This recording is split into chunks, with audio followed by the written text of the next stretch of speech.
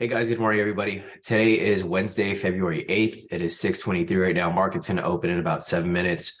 So I'm going to go ahead and set up this room real quick. So sorry about my voice, guys. I'm getting sick. So my voice might not sound the best, but I'm going to try to keep things as normal as possible. So I'm just going to go ahead and set up this room real quick, and then we will get started shortly.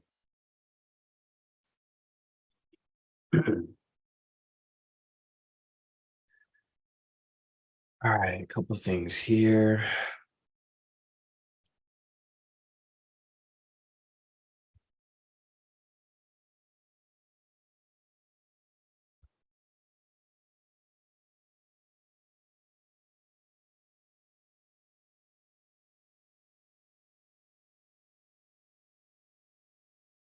All right, solid.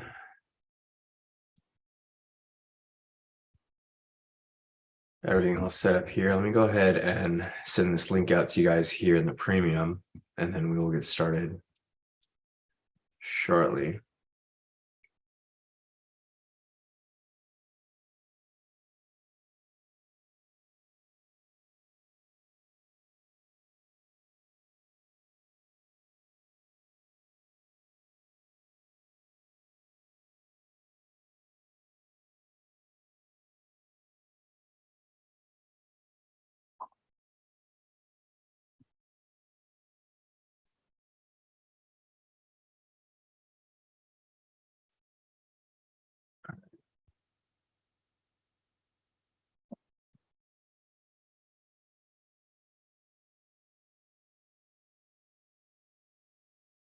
All right, so I'll get a few more moments for people to make their way in.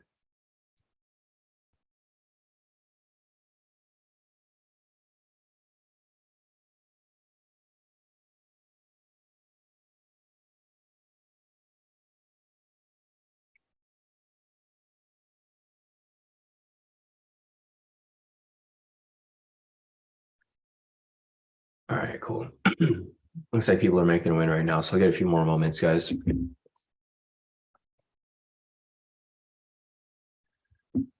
Hey, Gary, how's it going? Morning.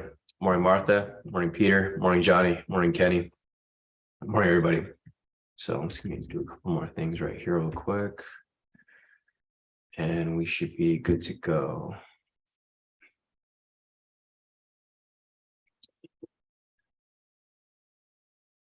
Hey, David, how's it going? Morning.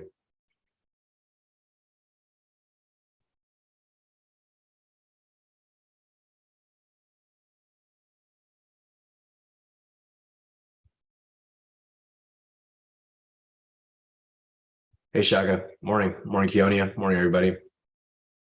All right, so let me just get this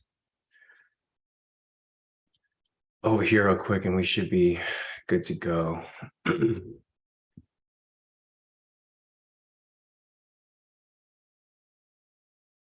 Perfect. So guys, good morning, everybody. Today is Wednesday, February 8th. It is 6:26 right now. Market's going to open in about 4 minutes. I'm going to post this in our IG real quick, and we should be good to go.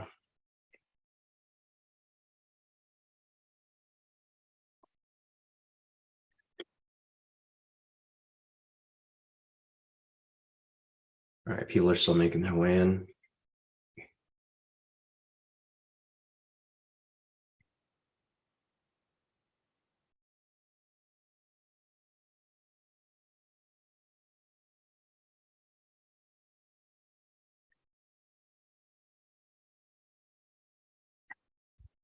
All right, perfect.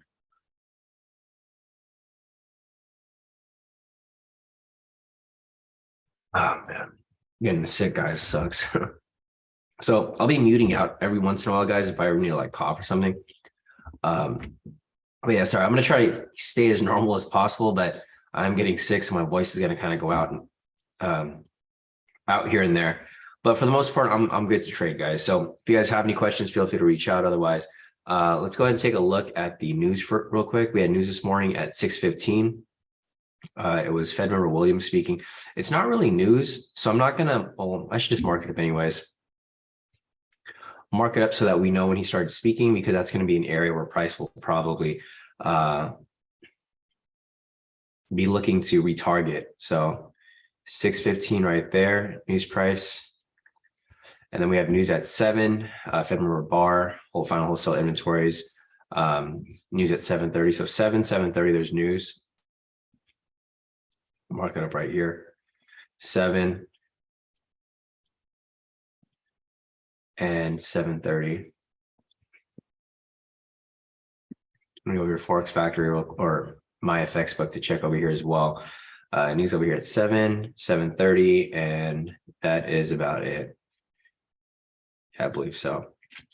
All right, so we had news over here at 6:15. It wasn't necessarily a news event, but it was a Fed member speaking. And then we have more news coming up over here at 7 and 7:30. So market is opening in about 40 seconds, guys. Looking over here at the breakout 2.0.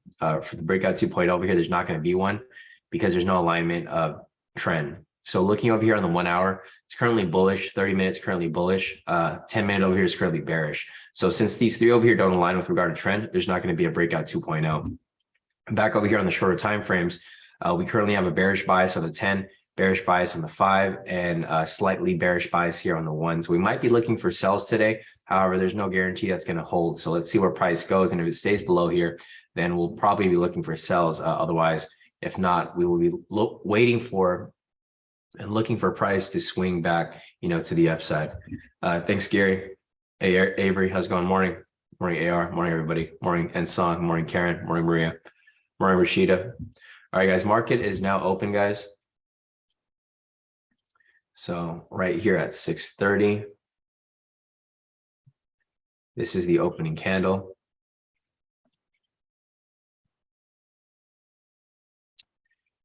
All right.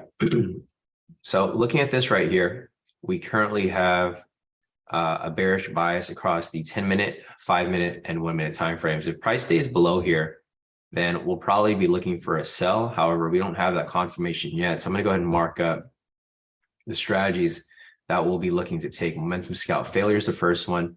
Momentum scalp variation is the second one. And momentum scalp is going to be the third one down below.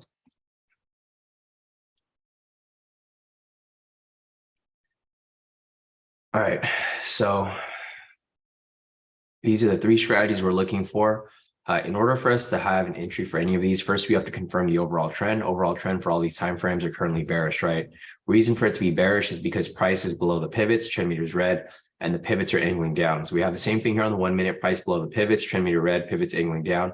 Same with the 5 over here, price below the pivots, trend meter red, pivots angling down. And same with the 10-minute over here, price is below the pivots, trend meter is red, and the pivots are angling down. So with that said, we're looking for a sell over here for all three strategies. For the momentum scalp failure, we are looking for a retracement momentum signal. So we're basically looking for a buy signal to go against the trend here.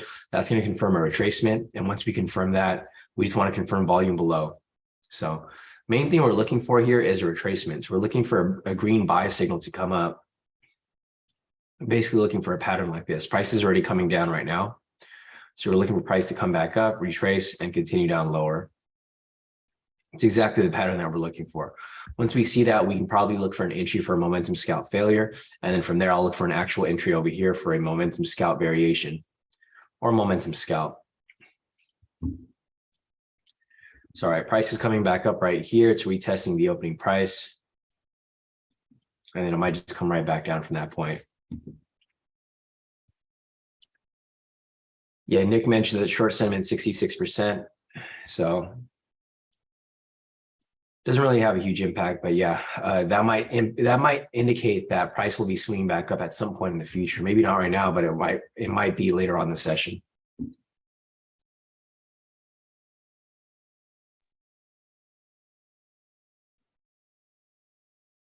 Let's see. Christian said we also need a sell signal on the 10 for a variation. Yeah, that's right.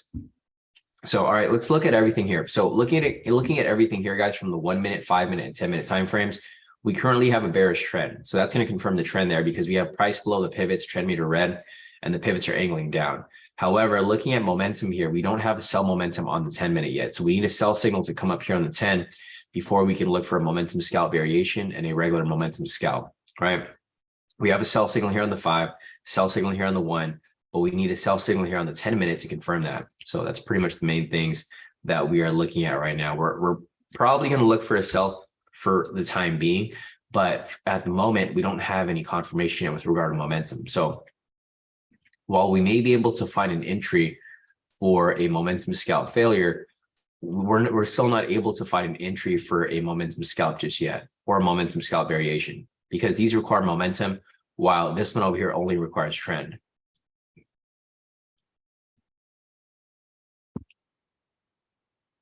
Yeah, exactly. Maddie said it can fake out either way. He's gonna wait for a true confirmation. I agree. Same here. Hey, Van Harwick, how's it going? Morning. All right, so price is pushing up right here. One thing that you could possibly look for is a buy signal here to close, but even if it does close, it's going to be right at the opening price right here, which is going to be a red flag, right? Price cannot be at opening price like that. Looking at the red flags over here. Red flags when to avoid trades. Basically, whenever price is near or touching any of these horizontal lines, whether it be pink, purple, green, red, or blue, you can't be touching any of these lines here. So with that said, price over here is touching the blue line and the purple line. So even if we get a buy signal here, it's not going to be a valid entry for a momentum scalp. So just got to be patient, guys. You know, this whole week, I mean, the past couple of weeks, it's kind of been like this. It's been kind of a mess, right? So we're just pretty much waiting for some confirmation here.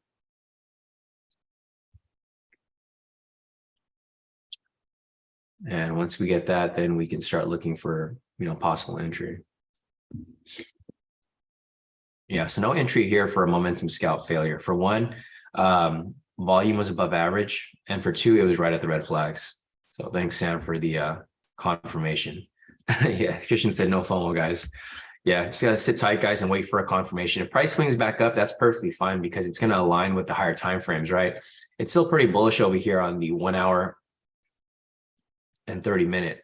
So going back to what Nick said earlier, how sentiment's currently 66%, you know, that's going to indicate that we're looking for a long-term buy. So we're looking for a long-term buy, short-term sell right now. But if this ends up swinging above, so say the 10-minute over here finally swings above, so swings back above, retrace and continues, then we're for sure going to be looking for a buy, right? So that's kind of the pattern we're looking for here to align with the higher time frame. So you know, like I mentioned to Nick yesterday, retail sentiment isn't the end all be all, but it is a good confluence, especially if you're looking for the longer term move. But since we're scalping, it's not the biggest priority, but it is good to align it with your entry here. So looking over here on the 1 minute, if price stays above here, we may be shifting over to a buy. And that's perfectly fine, right? That's the good thing about scalping. The thing with scalping is that you never really get stuck to one position. If the market starts to tell you that price is starting to shift to the upside, then we start looking for buys. And it looks like that's the case here because the 5-minute over here now has a pending buy signal. The 10-minute already has a buy signal. We just need price to be above, right? Once we confirm that, we can start looking for entries. All right, price is pushing up perfectly fine, going in the direction of the overall trend, meaning the higher time frame trends and retail sentiment.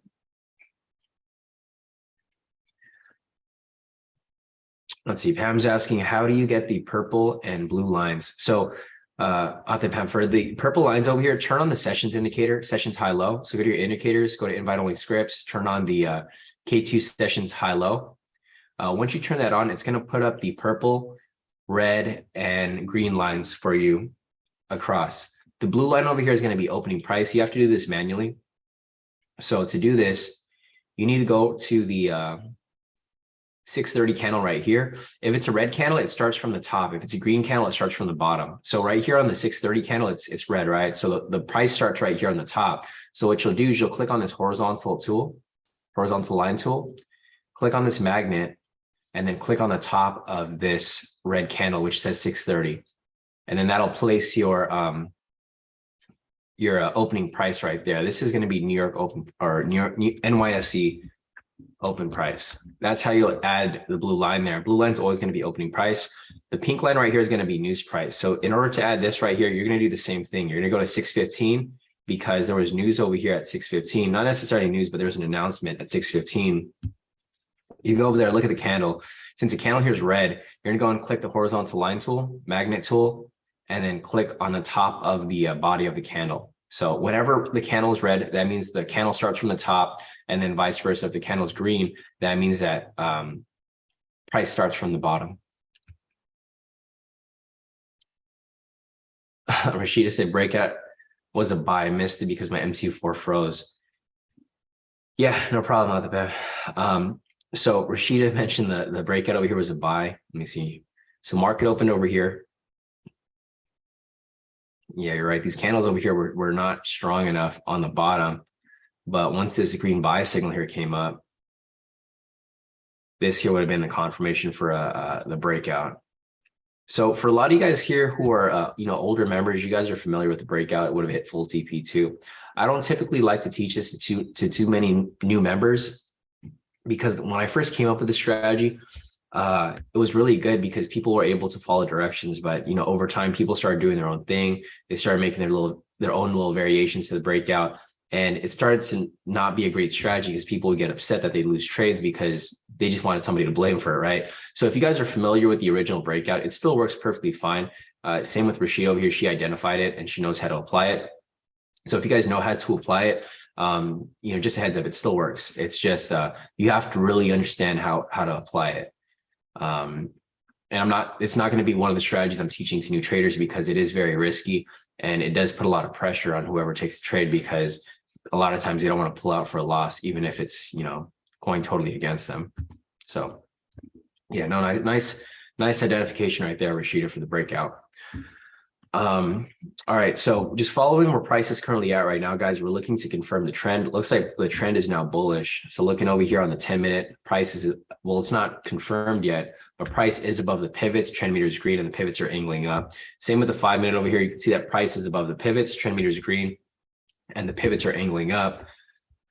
And then lastly, here on the 1 minute, you can see the same exact thing. Price again here is above the pivots, the trend meter is green, and the pivots are angling up. So with that said, we have a bullish trend here on the shorter time frames. Looking over here on the higher time frames, we have the same exact thing, right?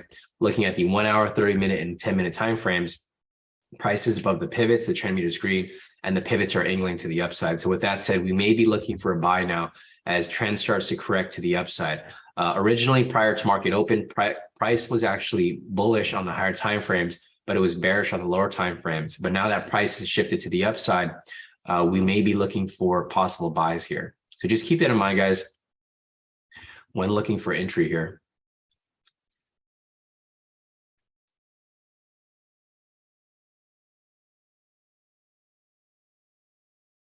All right, so let's see what we got over here.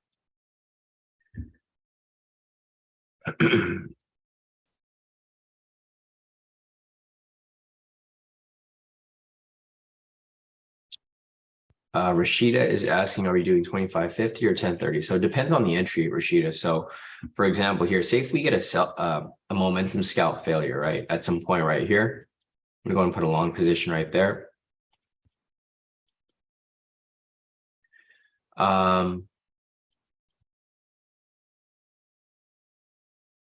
So I can't really say yet, but depending on like where price is moving right here, Rashida, if price just continues to go sideways right here, then I'm probably only going to be doing at 1030, right? Because as I mentioned yesterday, like in the mentoring session, you want to just gauge where price is moving in the prior candles, right? If price is only moving this much,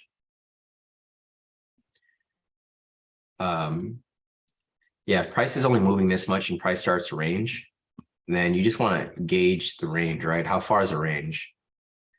It's like 300 pips, right? So you don't want to go too far out for this here. However, if price is like bouncing back and forth, pushing up heavy, coming back down, and then pushing back up. So if we have a big move like this, then you got a way bigger range, right?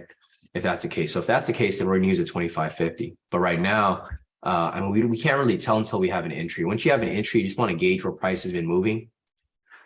Like you want to look around this area and see where price is moving. If price is not moving too much, then you use a 1030 split.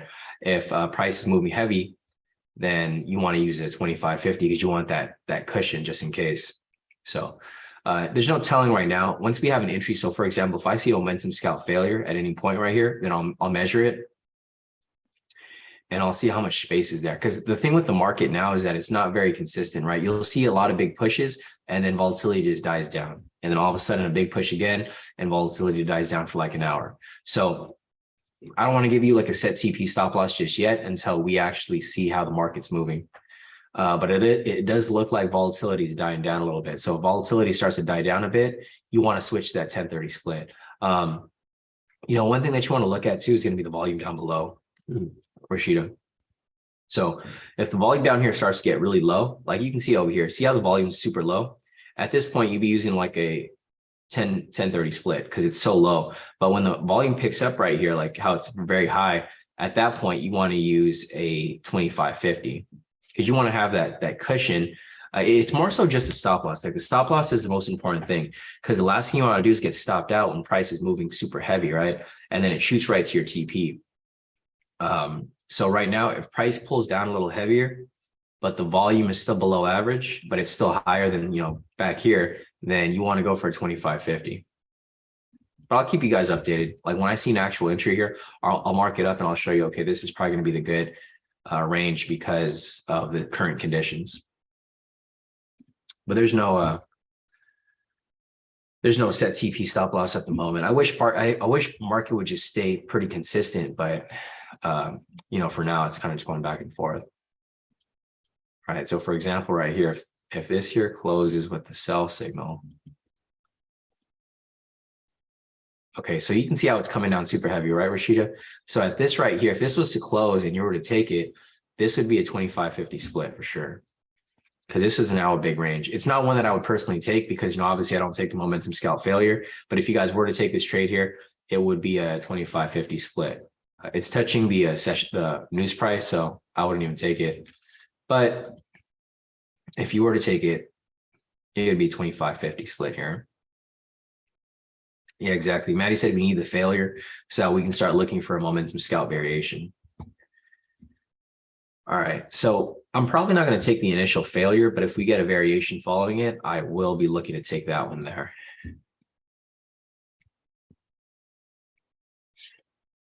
So I'm not taking this position right here, guys, because it's right at the news price. It's obviously one of the red flags. Yeah, right there. This candle touches the news price, but this is technically a momentum scalp failure, guys. So what I'll be looking for here is for price to close above the green line right here. If price closes above the green line, then we'll have a momentum scalp. Oh, sorry, no, I take that back. Thanks, Maria. So the volume was too high. I didn't realize it like spiked up at that last second because prior it was fine, but now that I noticed it, you guys are right, it was too high. However, there may be a momentum scalp failure that may be coming up right here if it does close above it,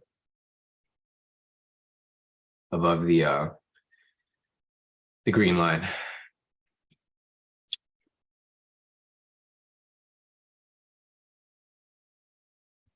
All right, so there's a momentum scalp failure here, or not, sorry, not momentum scalp variation that is currently right here. I was trying to enter it right away, but let me see if I could get in for a late entry. I was waiting for it to close because I didn't want to have the same issue with the volume that I was looking at below. So I'm going to try to get in for late entry. I'm putting a buy stop right here, guys. So when price comes back up, it'll just fill my order and then it'll go up. I know this kind of annoys people sometimes when I do this because you guys expect me to enter right away, but I want to be more careful than jumping when entering these positions. So just because, the main thing why I didn't enter right away is because this momentum scalp failure didn't close. I typically want these to line up together. Like I want to have a momentum scalp failure and then I want it to be followed by a momentum scalp variation. But if it doesn't close and there's no actual entry before it, then I typically wait for this pullback or retracement and then I look for entry. But I'm going to put a buy stop over here. And when price comes back up, it's going to fill my order. And then I'm going to write it up. So just an FYI, I'm going to be, I have the buy stop set right there and I'll be going for the 250 pips. Let me see if there's anything else over here that I'm missing. Let's go across the board. So I want to make sure everything is good. So, okay. So looking over here on the 10-minute, it's not really established yet because you can see over here that it's currently red on the trend meter, but it's not necessarily a deal breaker because price is above the pivots. It was green prior on the previous candle. And this candle might change back to green as well. So I think this is an okay entry. It's not a great entry, but it is an okay entry. Price might reject off the pivots and then swing back up. So that's what I'm trying to get across to you guys here, that, this is an okay play, but it may play out later. But I'm not in the position yet, guys. So I'm waiting for it to swing back up for my entry. When it swings back up, it's going to fill my entry and then it's going to come back up. You can see price is rejecting off the pivot. So this is another ideal setup where price will just swing back up at some point, eventually. But right now I'm waiting for it to come back up. And typically when I take these entries, I want these to follow right after each other. So for me to take an entry like this here, I typically want there to be an actual momentum scalp failure prior to it, so that when price swings back up, there's a confluence that this is likely to play out, right? So as I mentioned, guys, I'm not in this position yet. I have a buy stop waiting right here. And then when price does swing back above, I'll be looking to take that entry. But at the moment right now, specifically, I'm not in anything. But if we did have a momentum scalp failure right here, if this was an actual entry, I would have entered it right away. I would have just hit buy as soon as this candle closed. But since we didn't have that, I'd be a little more cautious. Let's see what Maddie said over here. Yeah, Maddie said the 5-minute and 10-minute is also wicking off pivot, so it might play out. Yeah, no, definitely. See if there's anything else over here for me to look at.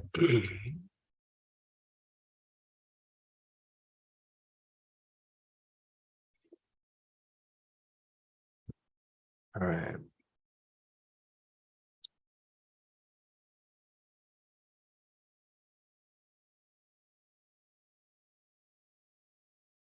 Looks like Maddie, he took it like right on open, so it wicked him out. I'm still leaving my position there.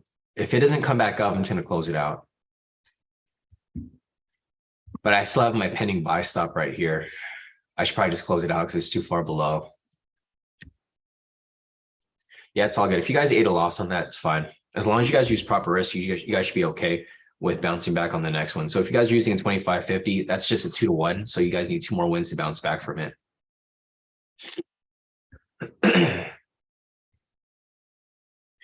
So this is why it's important that we have these fall in order, right? Because, for example, here, there was a momentum scalp variation that came up, but this one over here wasn't a momentum scalp failure. Typically, if this was a momentum scalp failure, then it would typically play out, right? The reason for that is because volume was high here for a sell. Whenever you get an above average volume like this, it's usually an indicator that price is going to come down super heavy before it comes back up. And you can see right here how price is coming all the way back up. This is basically a fake out. So it faked out, came back below, and then now it's going to correct all the way back up. But I don't recommend entering this late. So what I'm going to do here is I'm just going to close out my buy stop. I'm not going to take it late. I'm just going to, because it already spiked below here. But if price gets below the stop loss where it's supposed to hit, then I just cancel it. So for example, here, I'm going to cancel my buy stop. And now what I'm going to do next is I'm just going to wait for a better entry to come up. So I'm going to look for another momentum scalp failure to come up. And then once it comes up, I'll be looking for entry from there. Yeah, on to the next one, like Jonathan said. But the main thing you guys want to look for is for these to come up in order. So if you have a momentum scalp failure that's valid, and it's so without the red flags, meaning all the requirements are met, but you don't really care about the red flags. If this still plays out, then you have this one that follows after. Odds of this one hitting are very likely. So just keep that in mind, guys. And then, yeah, Peter mentioned that Fed bar is going to be speaking in 7 minutes. Gotcha. Okay. Take a look at that.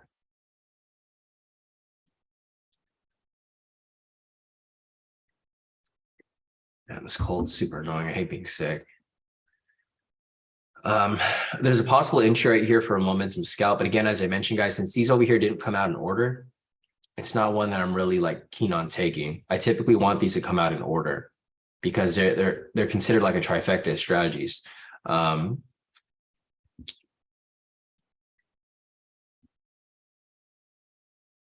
Yeah, Will said, I think it's always best to wait a little after an entry came up. On this one candle was too big, rather miss it than eat a loss. Yeah, that's another thing too. The candle here was a little too big, so it was due for retracement. The only problem with that, Will, is that if you wait too long, sometimes it never comes back and you never get into the entry, right? So like sometimes you do have to take a risk. So I don't 100% agree with that. I only agree with that if the previous entry wasn't a valid entry. So for example, here there was no momentum scalp failure. That's why I would have waited. Not necessarily because the candle was too big, because you'll see sometimes there'll be big candles and price continues to push. Like for example, down here, right? This candle was huge. And this was typically, I mean, it'd probably be considered a momentum scalp if it was above the pivots. And you can see that it pushed up about 700 pips, right? So I wouldn't necessarily base it off the candle size. I would base it on like the previous confluence. Like for example, if this here was valid. So like how I'm mentioning there's a momentum scalp that's pending right here. This is something that if it does close, I would probably wait a little bit because the momentum scalp variation and momentum scalp failure didn't play out before. That's the main reason I'd wait, not just because the candle's too big or too small. So like looking at this right here, again, you guys can see that there's a pending buy signal. For this one right here, I wouldn't take it right away. I would kind of do what I did with this previous entry because the previous entries from the strategies didn't play out proper. It is touching the sessions though. I mean, the news price. So not an entry that I would necessarily want to take. So you see how this came out right here? Oh, well, there's no telling whether price is going to drop back or not. I'm not in this position, guys, so this isn't going to count because it is touching the pink line right here, which is news price. Red flags, when to avoid trades, when price is near news price. And then we also have news right here at 7 o'clock. So I'm not in that position. I'll just take this off real quick.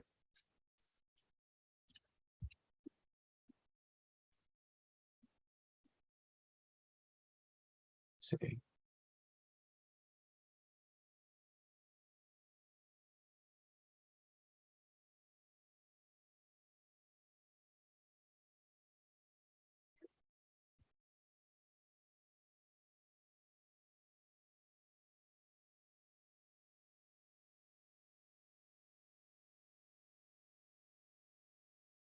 All right, let's see. All right, we have a couple of like mixed profits here from the group, guys. So looks like some of you guys took a couple of these trades here and you guys didn't. So some of you guys took the breakout. I mean, not the breakout. Yeah, some of you guys took the breakout, and then some of you guys took this over here for a loss, and then some of you guys took this for a win or a partial move. Just looking over here real quick, let me show you guys. So Maddie over here locked in 405 off that one, the first trade earlier. 405 off, I guess, breakout earlier. And then Maddie took a loss here for 2,000 off the other trade, but then he bounced back off that little one for 635. So he's currently down negative 1,450 right now, which is perfectly fine. You're just one trade away from bouncing your way back. Same with Patrick over here. Patrick took that last trade. Unfortunately, he took a loss for 2,000, but it's fine because he just needs 2 trades here to bounce right back. So just keep that in mind, guys. If you guys are using proper risk management and proper lot sizing, you guys will be able to bounce back from those losses. You guys got to keep in mind that losses are going to happen. So you got to make sure that you're using proper risk so that it's not going to be too deep of a hole for you to climb out once price decides to move in that direction. So even though this was a red flag here, it looks like some of you guys did take it and it did push the TP right there. It's almost there. I'm not in the position, so this trade's not going to count for a win. I'm only counting the ones that I'm actually in with you guys. So just keep that in mind over here. So we have Eunice over here. He took the first trade earlier, total profit of 31 for the day. So you can see some people here took a couple trades off my analysis. Not everyone took the loss. Not everyone took the win. Brock over here as well, currently up 749. Nice work, Brock. So,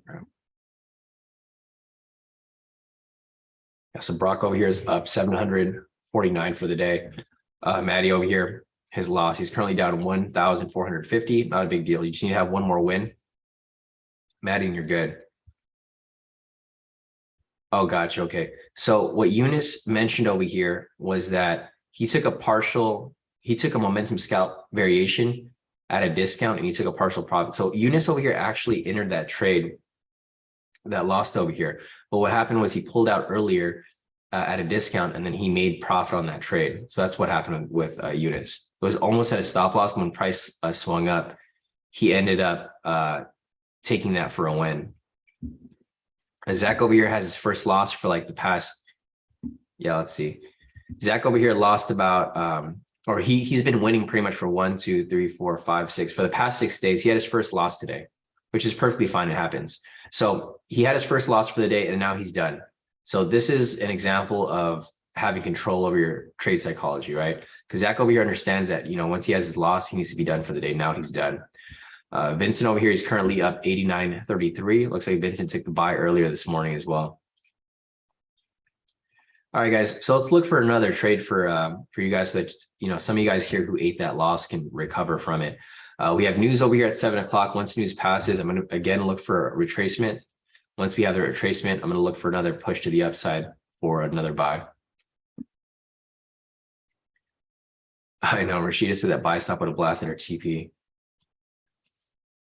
Martha over here took the first momentum scalp failure. She locked in a total profit of 2,670. Nice work, Martha. Yeah, so you guys can see, like, there's not really any official strategies that we took here because I haven't taken anything yet, but you guys could have taken any of these entries here and it could have been a win or a loss, but it's completely fine. If you guys had a win or a loss, it's all right, because there's going to be more entries for you guys to hop into moving forward. So you just got to wait and be patient for these entries to play out.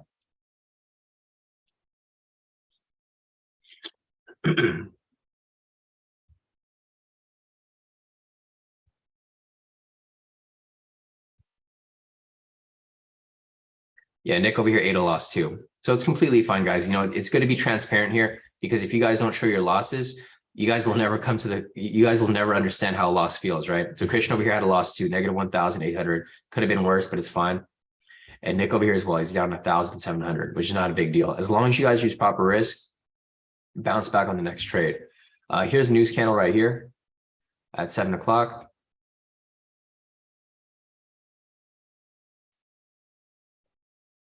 News is neutral. Thanks, Peter, for the heads up. All right, prices we're tracing down right here. See if there's anything else here for us to look at. Just keep in mind that it is Fed week, guys. So we are expecting a lot of this unusual price movement. It's not exactly the best week, but we'll see how price moves from here. At least there's volatility. That's the main thing. Okay, so there's one entry right here that's possibly coming up, guys. Momentum scalp failure. Let me check the other time frames real quick. Everything here is still bullish. It looks fine. There's a sell signal here that's pending. If the sell signal closes, this is going to be a momentum scalp failure.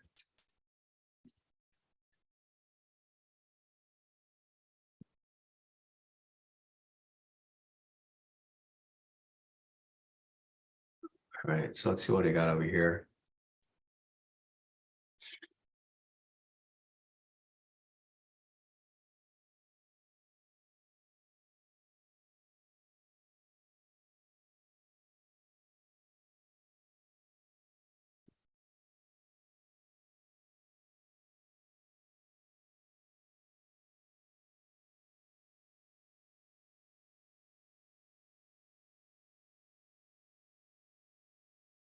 Let's see. Yeah, no, Karen said, I thought we weren't taking trades 5 minutes before after news. Yeah, so I'm not technically well, I don't even take the momentum scalp failure, Karen. So I'm not taking, I'm just going to mark it up for people who want to take it. So what I'm doing here, guys, is I'm not taking this momentum scalp failure because I typically don't even take it to begin with. I'm just marking it up for you guys. So if you guys want to take it, you know, this is just for you guys' markup, but I'm not going to be taking it myself. And I'm just going to weigh the pros and cons, you know, if it's a good entry or not, but I'm personally not taking it. So just give you guys a heads up, not taking the momentum scalp failure. I'll be looking for a momentum scalp variation after it, but I typically don't take this first one right here. So I don't take this one here. If you guys want to take it though, because I know some of you guys here like to take risky trades, it's really up to your preference. But again, you know, just a heads up, the trades that I'm taking, guys, are going to be these two right here. This is going to be the first setup that I'm going to be looking at as a confluence. If this here plays out, then I'll be looking for these here to play out as well. But the main ones that I'm looking to take personally are going to be these two strategies right here.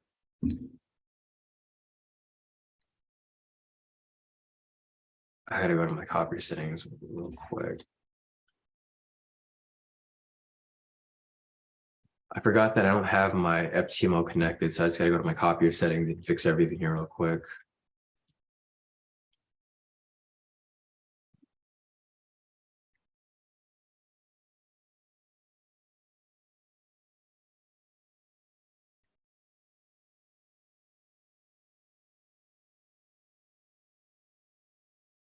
All right. All right, solid.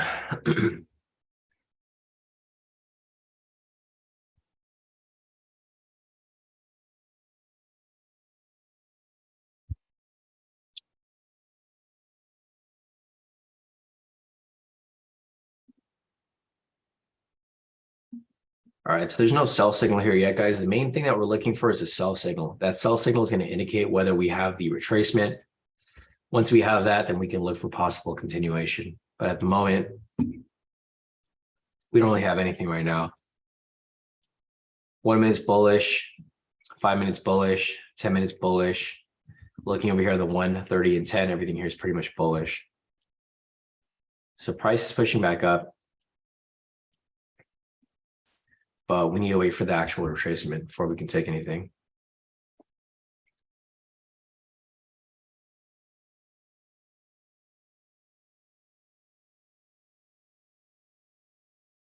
All right.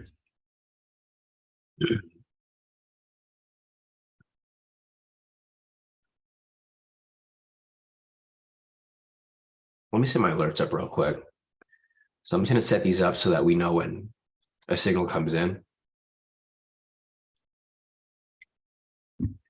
But we're still looking for buys here. So again, just reviewing everything here, guys, we currently have a bullish bias. Reason for that is because price is above the pivots, trend meters green, and the pivots are angling up on the short time frames. We have the same thing here on the higher time frames, 10, 30, and 1 hour. Price above the pivots, trend meter green, pivots are angling up. Everything here lines up for a buy, right? So in order for us to take a buy here with regard to the 1 minute, we're looking for a momentum scalp failure. So first requirement's met, confirm overall trend on the 1 minute, 5 minute, and 10 minutes bullish. Looking over here, confirm retracement, momentum signal on the 1 minute, which should be right here. We're looking for a sell signal to come down, and that's going to confirm the retracement. Once we confirm the retracement right there, I'll be looking for the continuation back to the upside.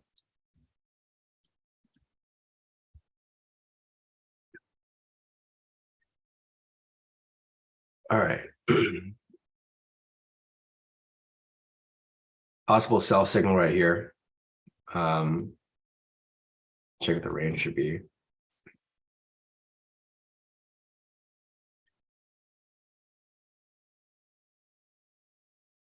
All right, so looking at this right here, this might be a momentum scalp failure, guys. You guys want to keep an eye on the volume down below. Looks like it might be above average. If it's above average, I mean, obviously no entry. If it comes down and touch the session or the news price, also no entry.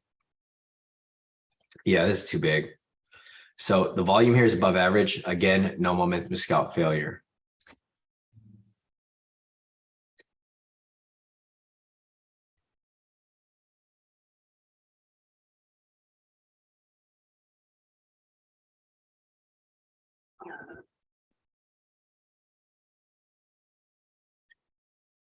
All right, so no sell signal there. But if price stays below here, so this right here will no longer be a momentum scalp failure, guys. The reason for that is because the overall trend is no longer bullish. Price is too low. Price is now below the pivots, trend meter is now red, and the pivots are now angling down. So with that said, we got to wait for another confirmation of overall trend, which is completely fine. And this whole market's been kind of trash this week. It is Fed week, so typically, so each month you guys will notice that there's at least like 1 or 2 weeks that are usually not good. It's usually NFP or Fed week. NFP last week wasn't like horrible. It was choppy, but it wasn't horrible. There were still moves for you guys to take. However, this week is more on the indecisive choppiness side.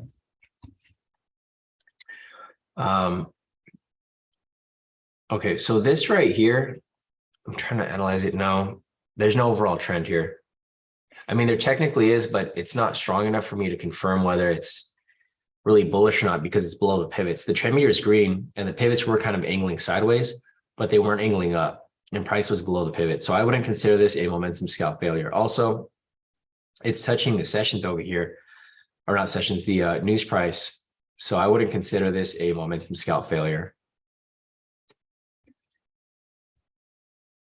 This market today sucks. I mean, the market yesterday kind of sucked too, but like today it's more on the whipsaw side. Yesterday it was a big range. Price was just bouncing back and forth, but over here it's more on the price just keeps whipsawing back and forth.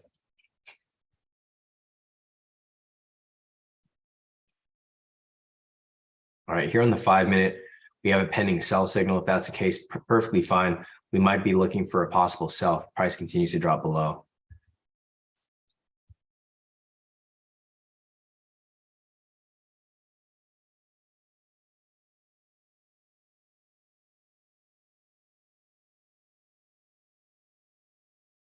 Yeah, Patricia said it's a crazy candle. Yeah, no, I agree.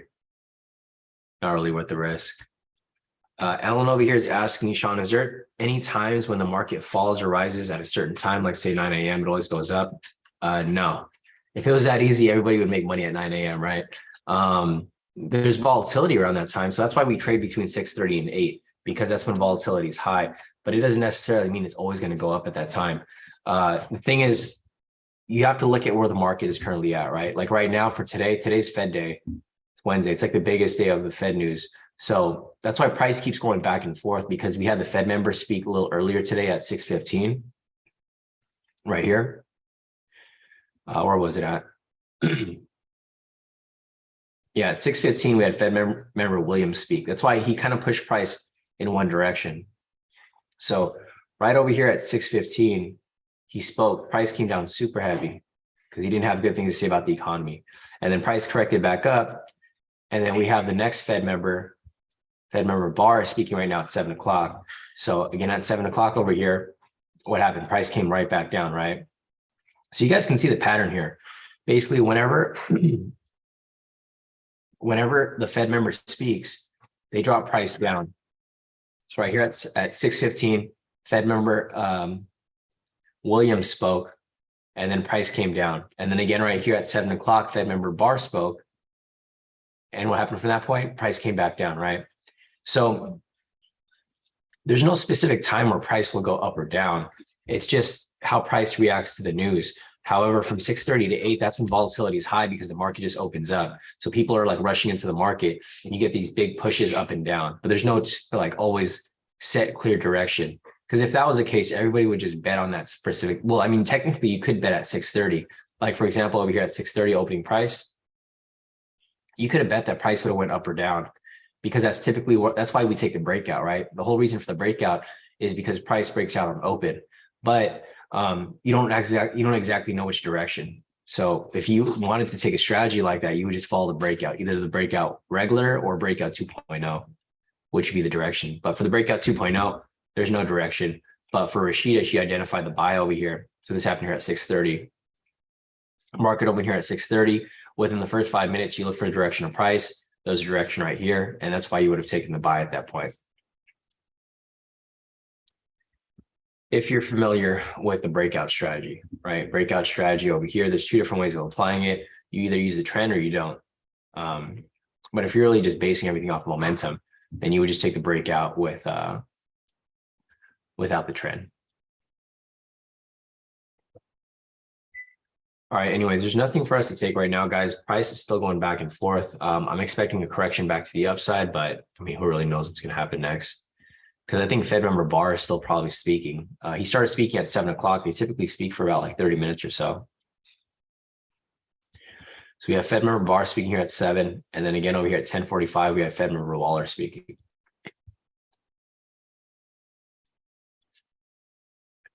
Yeah, Rashida said target price may be open. Yeah, and I agree with you too, Rashida.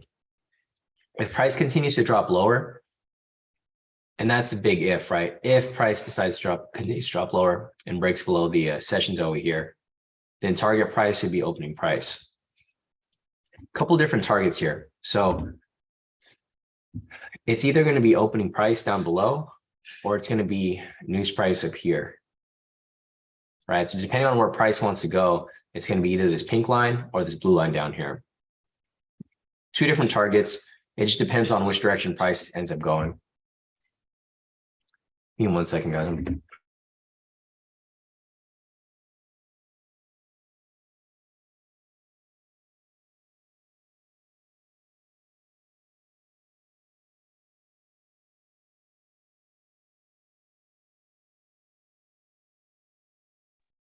All right, guys, I'm back.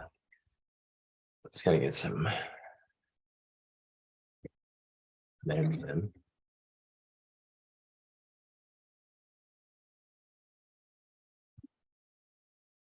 All right, so two different target prices, either news price up here or opening price down below. Once we can confirm a direction, then that's probably where price will likely bounce to.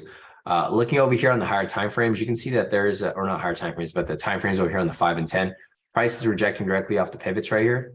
So price may push up to the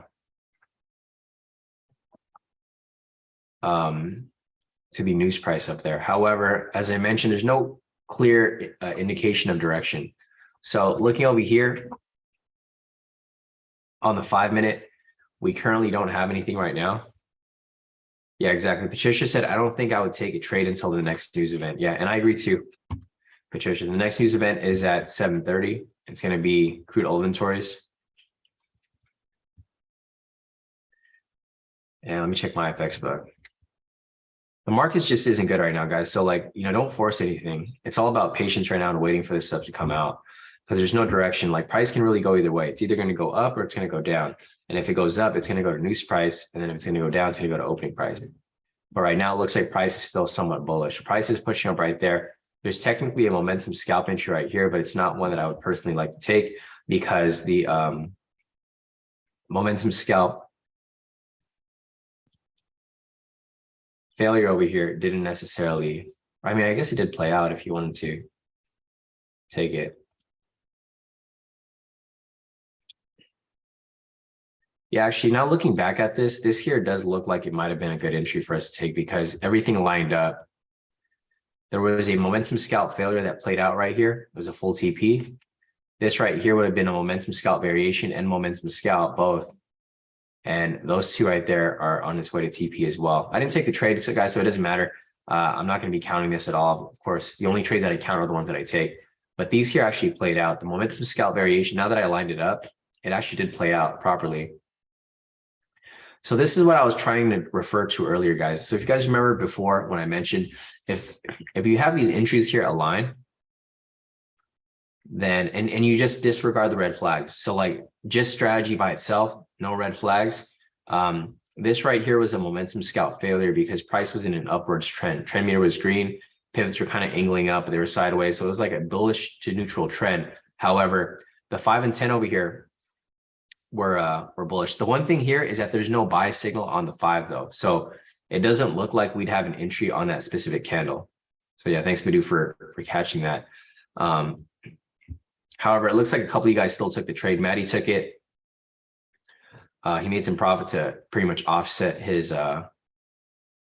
loss from earlier. But yeah, going back to here, guys, so just reanalyzing everything. I just want to show you guys that this is kind of what I'm looking for, right?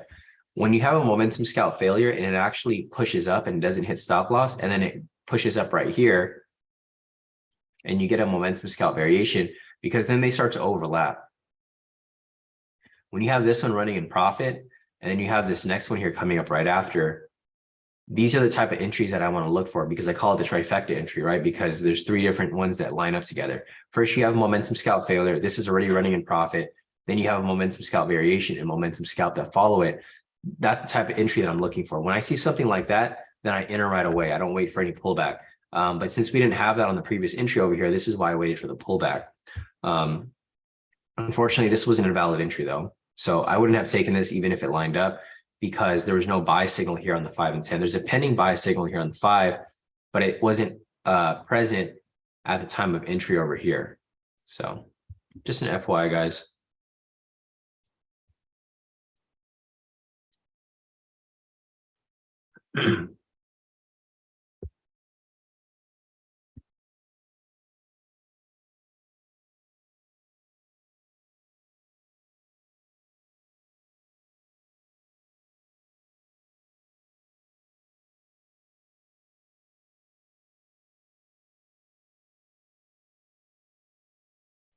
Yeah, Christian said I took it on my ticket, my mistake. Didn't see that there was a sell signal on the 5. I didn't know either, Christian. I thought there was a buy signal there. So that's why I was pretty much set on that entry. But now that I'm looking closer, there was actually a sell signal right here. So it's all good. Sometimes people you'll make mistakes here and there, guys. Even myself, analyzing this stuff here, I didn't realize that there was a sell signal on the 5, but you can see that it still played out. So, luck might have been on your side today, Christian. And hopefully that offset, some of your losses. Okay, cool. Yeah. So Christian said he recovered half of his loss on it. So it worked. Yeah. So again, like I was mentioning, guys, if you guys use proper risk, 25.50, you're only down 2 trades, right? So you need two winning trades to bounce back from that loss. So I always recommend that you guys always use proper lot sizing. Never move your stop loss. If you need to hit your stop loss, let it hit. And then if you need to re-enter on the following trade, that's completely fine. Because once you take that second trade or third trade, you'll bounce back and you'll break even.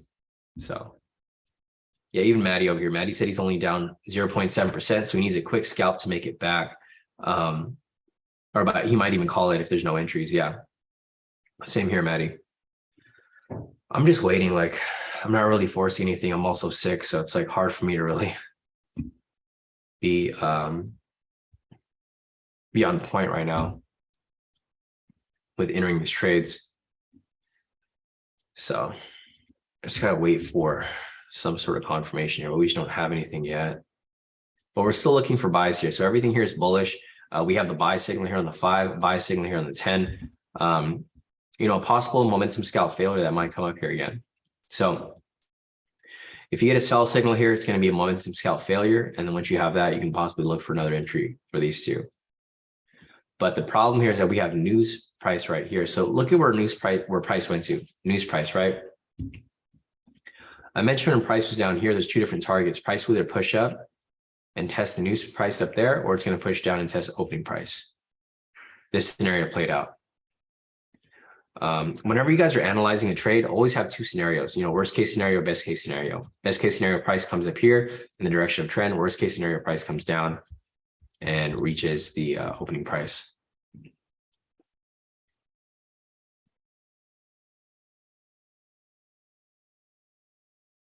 Man, we need that Trump indicator, huh? I was going back to what you asked for, Ellen. So Ellen was asking earlier if there's a specific time when price will just go up or price will go down. If you traded with us before when Trump was in presidency, whenever he talked, you knew price was going to go up. So whenever he posted something on Twitter or, he was going to announce something, a lot of people would just take buys because they knew that he was going to say something that was going to push price up. That was the Trump era. I know you're new to the group, but if you were in the group a couple years back, literally everybody would just take buys. I'm okay, Trump's going to speak in a little bit. You should probably hold off. And as soon as I said hold off, people would enter buys, or they'd have a buy stop or buy limit, and then they would just make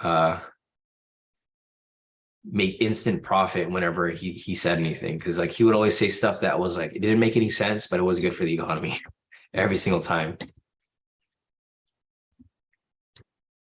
He was a bully, right? So whenever people would when other countries would say things to the US, he would be a bully, and then it just brought morale up, and then everything just went up because they're okay, nobody can mess with the US because Trump wouldn't allow it.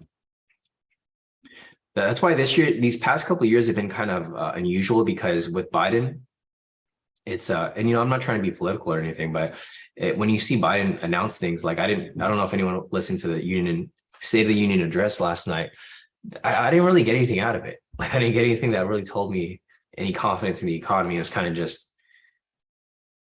a lot of a back and forth talk. He didn't really have a strong stance on anything. Kip said, I thought it was Christian's job to watch the 5-minute signals. I know, right? So let's see. Question from Martha. Martha's asking, do we need an actual K2 momentum signal for retracement, or can we assume retracement if price goes in the opposite direction? You need the momentum signal, because that's the requirement, Martha. So for the second requirement over here, you need to confirm retracement momentum signal. It's not just retracement, it's a retracement momentum signal. For momentum scale variation, you don't need the, you need the retracement momentum signal, but you also need the retracement. So for step 4 over here, for the momentum scalp variation, you just need to confirm price close past the pivots in retracement. So this is kind of what you're referring to, but you also need the retracement momentum signal, because it's like, the thing is, all of these could be retracements, right? Like all of these, if you didn't have a sell signal, but in order for you to confirm that retracement is actually happening, that's where the signal comes into play. Because you can take off the momentum signals and you could think like any of these are retracement, right? Because price does retrace down, but in order for you to confirm that an actual retracement happens, like it's going to swing back up, that's where you look for the sell signal. Because it's really easy to identify things like after it happens, but if you're seeing it real time, it's hard for you to really tell if it's actually retracing or if it's just, you know, pulling back slightly. Yeah, no problem. All right, so Maddie said 67% short now. All right, guys, so looking over here at sentiment, you know, as I mentioned before, I don't really use this as a big confluence for myself, but I mean, it's still useful. So this shows you that there's 67% of retail traders who are currently selling right now. So you typically want to do the opposite of everybody, right? You want to look for a buy. I don't use this as a main indicator for me or confluence, but it is used as a final confluence after you've already identified your entry. So I'm not really looking for buys here just because of this. I'm looking for buys because the trend here is bullish. It's bullish on the 1 minute, 5 minute, 10 minute time frames. And then looking at this over here, this is going to confirm also that, you know, price here is going that direction. Right now, still no entries for us to take.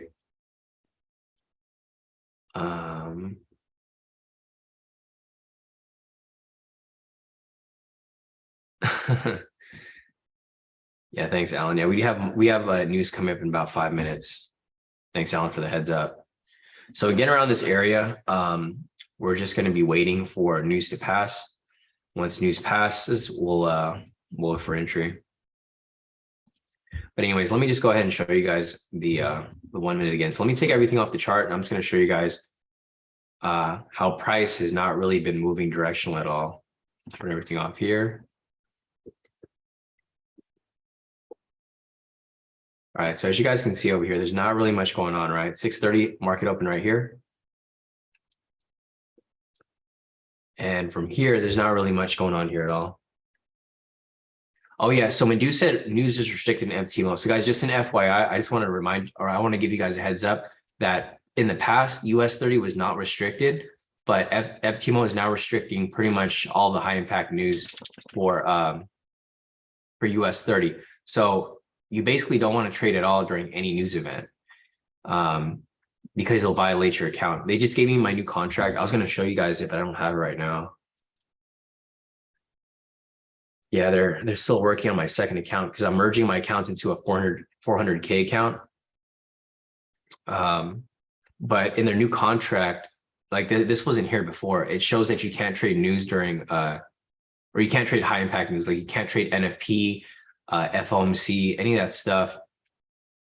Let me see if I can check it out here.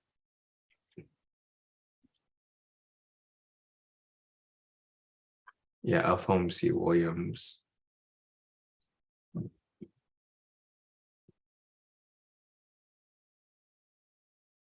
I don't know if it applies to, because I'm looking at the calendar over here, but I don't really see it. Let me see if I can pull it up over here. So I want to make sure that I don't show you guys my accounts and stuff.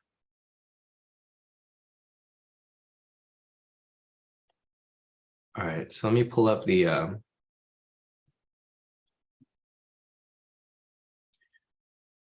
where's the calendar at? Okay, economic calendar.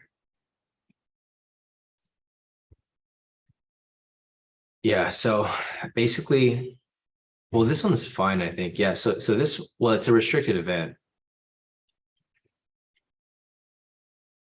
It's not necessarily blocked out in red, but it says restricted event here. So like William said that the FTMO calendar clearly shows, this one's actually yellow.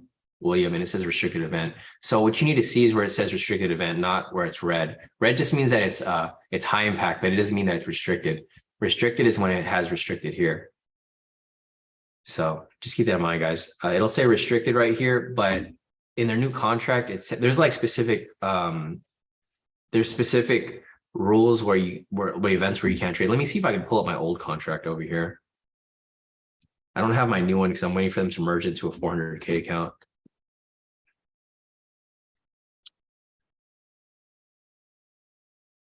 Oh yeah, no, exactly. So yeah, what Madhu said, like with the red highlight over here, whenever it's red highlighted like this, but I think this right here was restricted too. Let me see if I go over here real quick. Let me see if there's anything else here.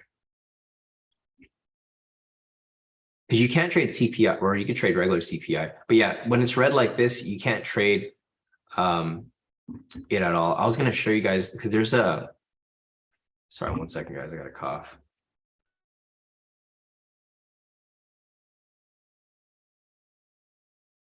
All right, I'm back. Yeah, so there's specific events here that you can't trade. But there's like other ones too. I don't know if you saw it Madhu in your contract. But anyways, whatever the thing is, we're still not trading right now at this point, at this this news event. Let me just go and put everything back up real quick so I don't miss anything. Anyways, you guys can't trade right here for FTMO. I don't think if it matters for the challenges, but I know for sure on the funded accounts that it does make a big impact. Let me check my contracts real quick. Yeah, Kip said, look at the clean chart on the higher time frame. You can see it's just ranging. It feels like there's a direction, but there isn't. Yeah, and I agree with you too, Kip, 100%.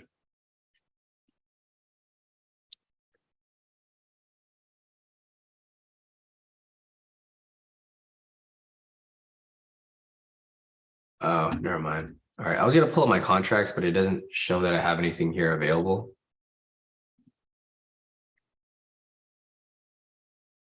So I think they're merging my accounts right now. But I'll take a screenshot of it later, guys. Once I get my new contract, I'll take a screenshot of it where it shows that you can't trade during CPI, you can't trade during NFP, because that wasn't a rule before. Before, they didn't really care, but I think people are taking advantage of it, like gap trading.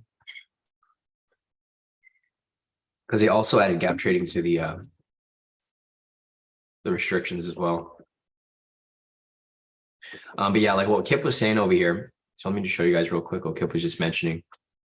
If you look over here at the charts, like a clean chart with nothing on it, you'll see that there's no direction, right? Market open over here at 630 and price just goes up, fake out, come down, fake out, come up, fake out. And it just keeps going up and down. It's a huge range. This whole area right here from 630 until now, there's no direction. Price just keeps going back and forth. Let's see, Maria, what'd you send us over here?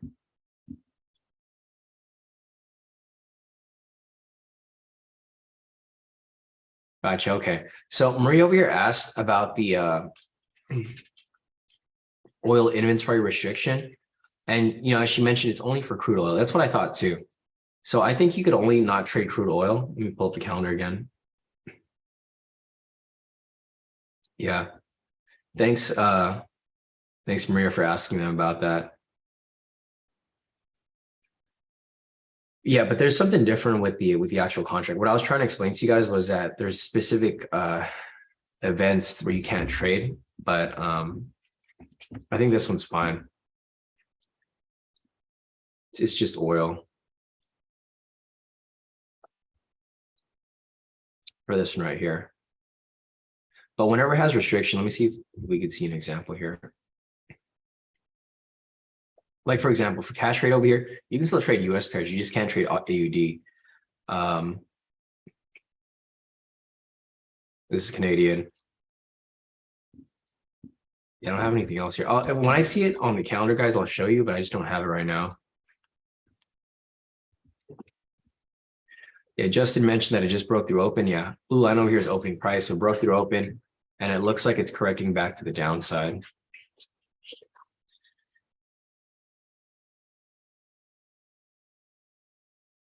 Let's see. Yeah, so price broke down below the open. It's opening the other charts up again. So currently now it looks like price is attempting to become bearish. So looking over here on the 5 and 10, price is pretty much breaking below and just staying below here. If it stays below this point, then we'll be looking for sells. However, at the moment, we just don't have a confirmation yet as to like where price is going. Looking here on the higher time frames, price is still technically bullish. So looking here on the 1 hour and 30 minute, price is above the pivots. Here on the 10-minute, price is below the pivots. It's just a bit of a it's a toss-up right now. If you guys look at all the time frames, there's no clear direction. 1 hour here is pretty much in the middle of the pivots. 30 minutes literally in the middle of the pivots. 10 minutes below, and these short time frames. I mean, it's a mess. So, I mean, you guys just look at the charts, how it's looking right now. It's like to me, it's a complete mess. I don't know what you guys see, but I don't see anything in the chart. I've been waiting for a confirmation pretty much all morning, looking for a buy or a sell, but there hasn't been either or. It's kind of just going back and forth.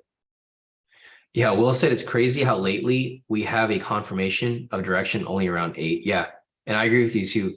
Well, if you guys have noticed for the past couple of weeks or even like the past month, our entries have been coming really late.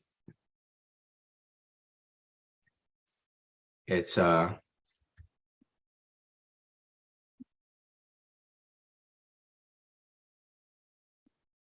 it's there's just no direction here. Let's see. Just Jenny's mentioned when I asked FTMO, I'm pretty sure they said US30 wasn't affected by FTMO restricting news, only Forex and commodities. Yeah, but I signed the contract yesterday, Jenny, and I don't know when's the last time you asked them. I know it wasn't restricted before, but it is restricted now. Once I get the new contract, I'll show you guys because I just want to give you guys a heads up because I don't want you guys to get funded and then you guys trade during NFP or FOMC and then you end up violating the requirements because you have to sign a contract when you get funded with them. So maybe for challenges, it's not a big deal, but they put it like pretty clear in the new contract that yeah, and Jenny said you shouldn't be trading news anyways. I agree. Once I get that new contract, I'll take a screenshot and I'll show you guys. Because the last thing I want for you guys to do is get funded. And then as soon as you, I know everyone gets excited and they want to take a bunch of trades, but as soon as you get your, okay, I got it right here actually.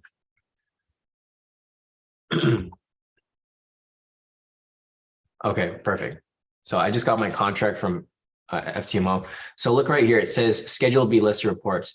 USD affected instrument, USD.cash, right? US30.cash, that's US30. It says you can't be trading during federal fund rate statement, NFP, unemployment rates, advanced GDP, FOMC meetings, and CPI. So let me take a screenshot of this so that you guys can remember. But yeah, they just sent me my new contract here for my 400K account. Okay, so you guys can see right here. I just want to make sure that you guys are aware of it, but you guys shouldn't be trading news anyways to begin with. So just an FYI, before the indices weren't related to it, but right here you can see that it's now part of the criteria. So I mean, if you guys want to ask them directly, you guys can ask them, but you can see here the things that are like this is what we're just looking at right now, right? Crude oil inventories. So it says when crude oil inventories are released, you can't trade US oil. That's exactly what we just talked about. But now you can see over here that you can't trade US30, NASDAQ, S&P, volatility 2000 when these events are coming out. So just keep that in mind. Basically, any high impact US news, just don't trade around that time because you don't want to blow your funded account. So I just want to give you guys the heads up there. Anyways, I'm glad they finally gave me my account. I'm gonna sign this contract real quick so I can get that 400K account soon.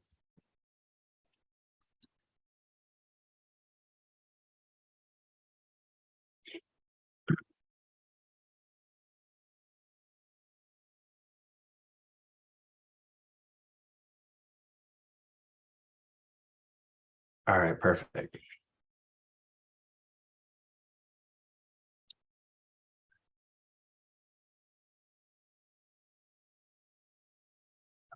All right, perfect. So I got max allocation on the FTMO. Perfect. At some point, I gotta restart my MFFs too, guys. So just FYI, I gotta do that too. It sucks, but it is what it is.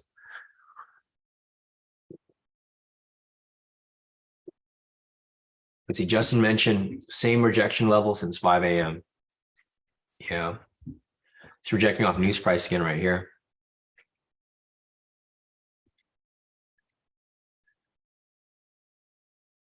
So there's just nothing for us to look at, guys. Honestly, there's like a lot of back and forth movement, nothing specific. It's just, Maddie said MFF won't let you change email. Yeah, they won't let me change either, Maddie. The only company that let me change email was TFF, which I don't even use anymore. FTMO and MFF are both kind of strict with that email change. So yeah, I gotta redo the MFF accounts, which is not a big deal because I think that's easier to pass. They have lesser requirements.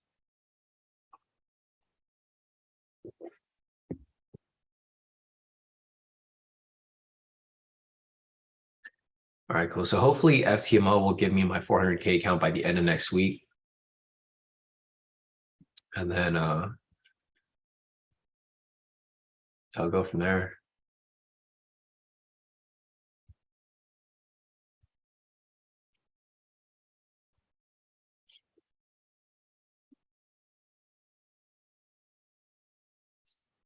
All right, still no direction of price, guys. Unfortunately, I mean, this is just a crappy market. I think today was worse than yesterday. Yesterday, at least there was like volatility, prices pushing back and forth. But you look over here on the 1 minute, 5 minute, 10 minute, there's like nothing for us to take right here. Price just keeps going back and forth in between the pivots. If there's any questions that you guys have or you want me to analyze or review anything, just feel free to let me know. Drop your questions in the chat. Otherwise, we'll see if there's hopefully a direction by the end of this session. Otherwise, we have about 20 minutes till 8. And if we don't see anything come up anytime soon, then it's probably not going to be, there's probably not going to be any entry for us, unfortunately. So just let me know, guys, if there's anything that you guys want me to cover. I'll stay on here and I'll look for an entry here, but I don't think we're going to get a direction anytime soon. Just looking here, I think the 5 minute and 10 minute are like clear examples. You guys can see over here, let me maximize this. Like you can see here that there's literally no movement from open, right? So market opened over here at 6:30. Like there's literally nothing that has happened on the 5 minute. So we just zoom in on this point right here, price going up, came down, went up, came down. It's just a back and forth movement right here, really, which sucks. Because I was hoping for there to be at least something for us to take, especially with it being FOMC on a Wednesday. I was thinking, okay, this is probably going to be a good time for us to look for something, but there's really nothing here. If I just measure the bodies, you guys can see there's no direction. Typically, like price will go directional, right? It'll push up, come down, and then go in a direction. It'll usually go in one direction or the other, up or down. Let me see what the range is looking like right here. Price range from this point. Price hasn't even pushed. I mean, it's barely pushed a little over 1,000 pips. So even if you were to take the breakout 2.0, if there was a breakout 2.0, your trade still wouldn't have hit. Like your trade would still be going sideways right now if there was a breakout 2.0. I know there wasn't, but if there was, let's see, for the breakout 2.0, it would probably be a buy.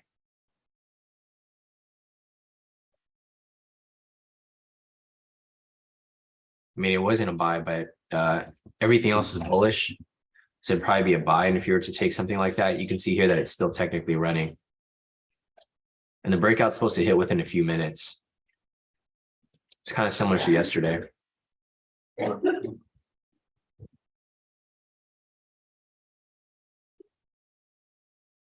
All right. So again, guys, as I mentioned, fortunately, no entries for us to take right now. Market just hasn't been doing anything for the past couple of days. If there's any questions that you guys have, if you want me to review any strategies or cover any concepts that you guys are confused with, just let me know. And I'll put some time aside to explain that to you guys. But right now, currently, there's nothing for us to take. First, we got to confirm the overall trend. Right here, we don't have an overall trend, of course. I mean, closest thing we have here is the 5 minute, which we'll need to confirm a bearish trend. The 10 minute here, we need a sell signal actually for both the 5 and the 10. The 1 minute here is right in between the pivots, no direction.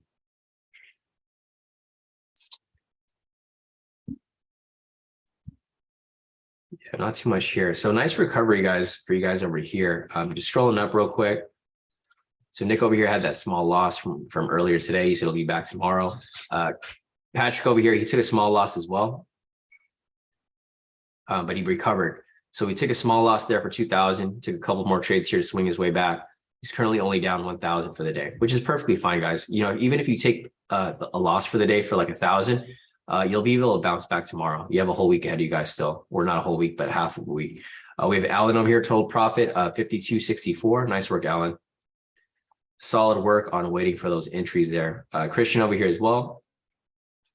Not bad. So he went from negative 1,842. He took one win right here for 895. He's now only negative 947. So he's basically down one trade. He just needs one more trade, and then he'll be back in profit. Rashida over here, she's currently up 493 for the day. Nice work, Rashida. Looks like she took the breakout earlier this, or not. She took push to the upside earlier. She missed the breakout, and then she took another buy over here as price pushed up higher. So solid work right there, Rashida. Here's Patrick again, almost back to break even. He's only down negative 400 for the day, so you're almost back there. Good consistency with the keep up there. And then we have Alan over here, total profit of 94.64. Nice work, Alan. So great work on that consistency and discipline. You know, just waiting for those entries to play out. Karen over here said, this is the feeling. So she said, yeah, kangaroo market. This is literally the type of market we've been in for the past couple of weeks. Unfortunately, price has not been consistent. It's been moving back and forth. You know, the thing that Jenny asked yesterday during the mentoring session is what strategy would be good for a ranging market, which should be the SR rejection strategy. So maybe those are a couple entries that you guys could have been applying, but obviously not one that I'm looking to apply myself, because we're only looking for three main strategies that we're applying. Let's see, Larishna over here as well. Larishna took one trade earlier, locking the total profit of 293 for the day. Nice work, Larishna. Maddie over here, he pretty much tried to claw his way back. So he had one loss for the day, 2,000. Had a couple wins here. Total profit of negative 740 for the day. So it's not too bad. Could have been worse, but he's been, you know, basically offsetting his loss from there. So now he just needs one more win, and he's back into break even. This is why it's key that you guys use proper risk for every trade, so that you guys can bounce back with, you know, one or two trades consistently. We have Patricia over here, total profit of 1,645 for the day. Nice for Patricia, all wins. So she did some pretty good job there, waiting for those inconsistencies and locking them in. Oh, this is Larishna over here, actually. Larishna locked in a total profit of 303 for the day. Nice work, Larishna. Two wins back to back. Pretty solid profit there.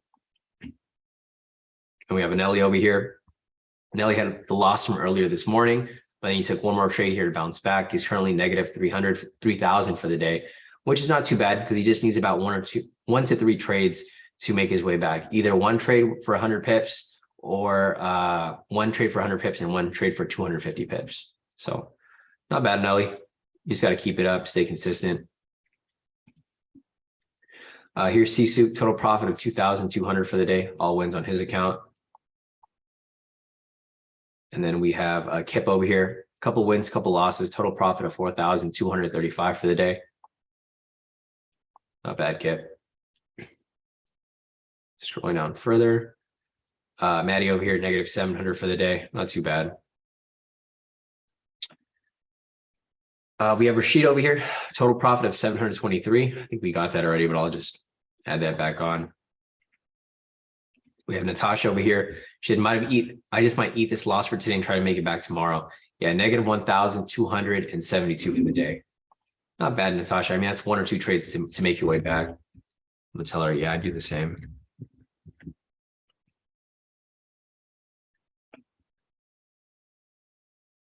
Yeah, market isn't good today at all, guys. So I don't think this is necessarily a good time to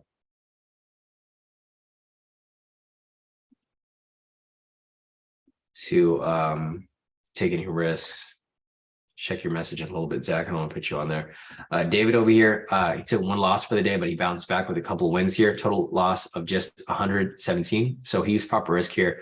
He just needs a couple more wins to bounce his way back up.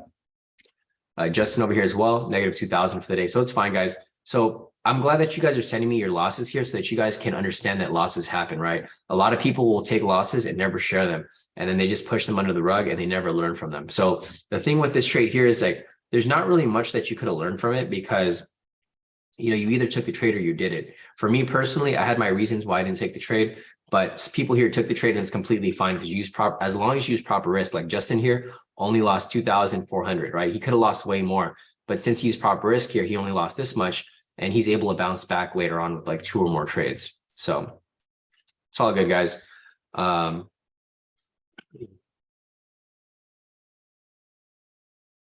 Yeah, let me scroll up real quick.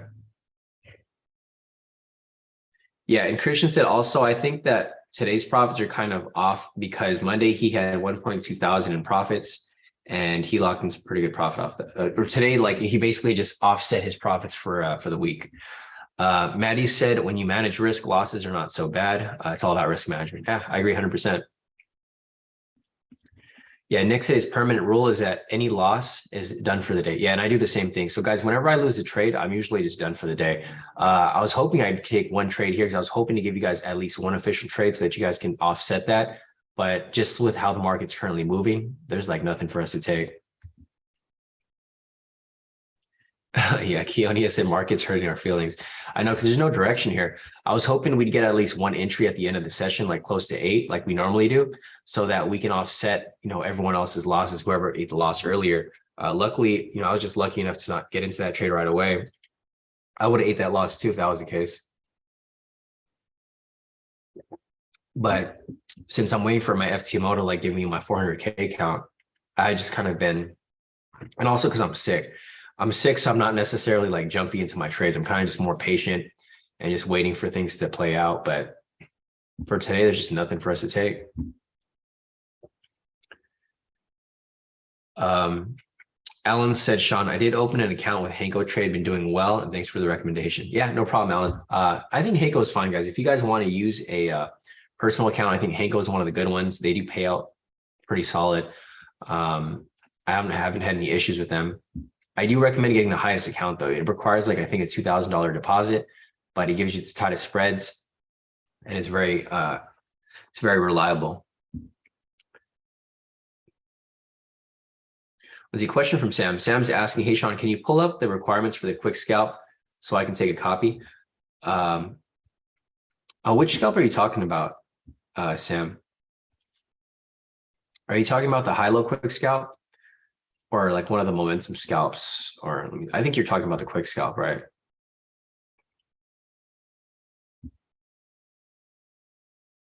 Let me see if I can find it. It's here somewhere.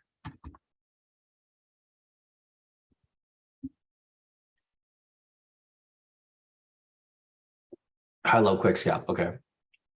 Damn, where did I put it at? I think this was it.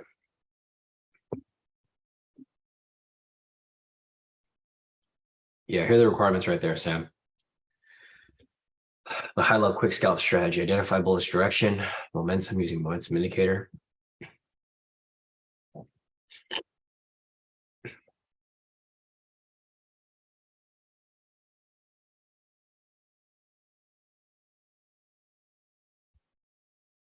Yeah, I haven't applied this in a long time.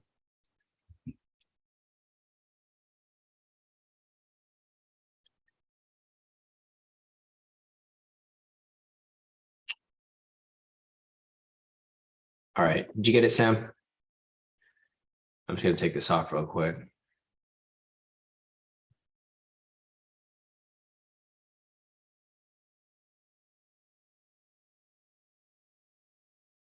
All right, cool. Let me scroll up real quick. Let's see. Martha posted her profits here. Let me see what she mentioned. Maria said, so I tried taking the variation right after the failure today, but my MT4 froze. It panicked and kept clicking like a mad woman. LOL. I never experienced this, but that's why I'm on a demo. Lesson learned.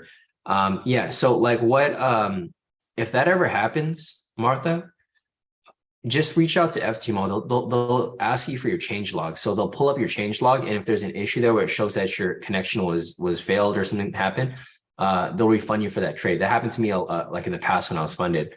That's why I like FTMO. FTMO is like really legit, and they don't like, they're not out to get you, right? You'll see a lot of these other funding companies that are out to get you. You make one mistake and everything's your fault. They make a mistake and it's still your fault. But with FTMO, they want you, like they're banking on your success. So like if the mistakes on their end, you just tell them and they'll look at your change log. They'll show you how to get it. And then once you show them the change log, it'll show if there's an error.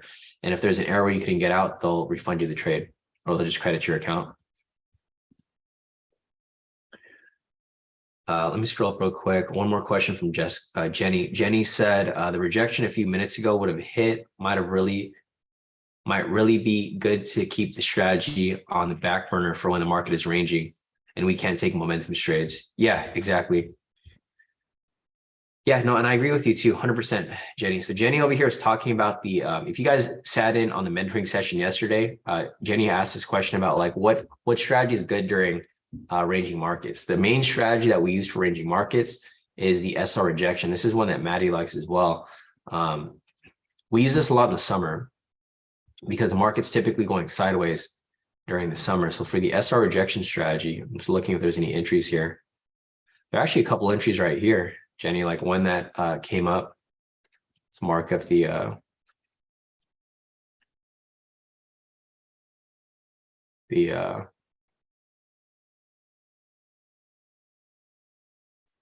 stuff right here. Yeah, so there's a couple over here that actually came up. Not sure if you're still applying it to Maddie, but yeah, this is basically the strategy that we use when the market's ranging like this. So entry right there. It's actually a couple entries, one right there too. And they all hit CP.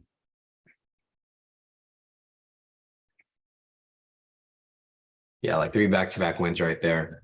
So this isn't a strategy that I recommend you guys apply, but if you guys are familiar with it, the SR rejection works very well during these sideways markets. It's a ranging strategy ranging market strategy that we typically use in the summer. But I don't like teaching this to new traders because there's too many requirements. If you guys look at the requirements here, it's really hard, it's really easy for someone new to get confused because there's so many things to look out for in compared to the momentum scalps. So yeah, if you guys know the strategy, feel free to play around with it. But yeah, I mean, if we need to move to those strategies like in the summer, I'll teach you guys it. But I think right now, just stick to these, and I think these will be fun all year round. The only problem is that you have to look for a trending market, right? Right now it's not a trending market, so there's no entries for us to take.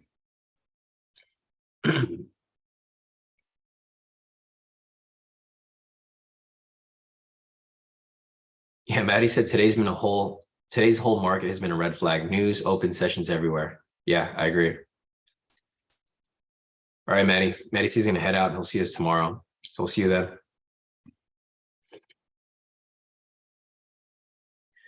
Glenn's asking, what are the modes of payment for funding Hanko? The only way I've done it is through Bitcoin, Glenn. So I bought Bitcoin through Coinbase and I transferred it over to Hanko. Keonia said, Trump come visit for a week. We need a fire week. Well, Trump's actually running for presidency again. He announced it last week. So he's gonna start traveling around and campaigning again. Alan's asking, is there a program where we can spend more time with you while trading?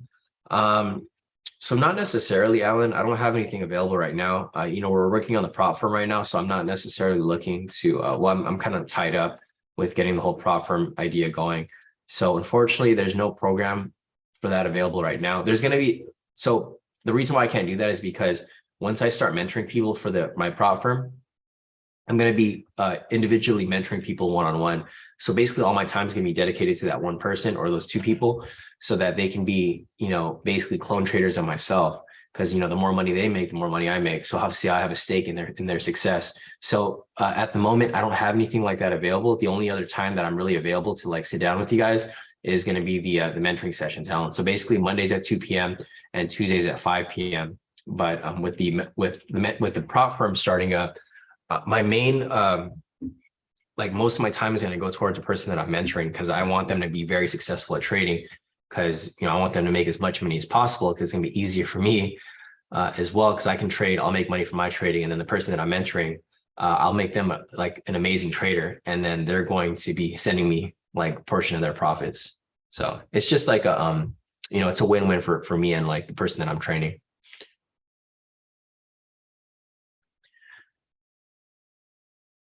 I'm going to scroll over here real quick.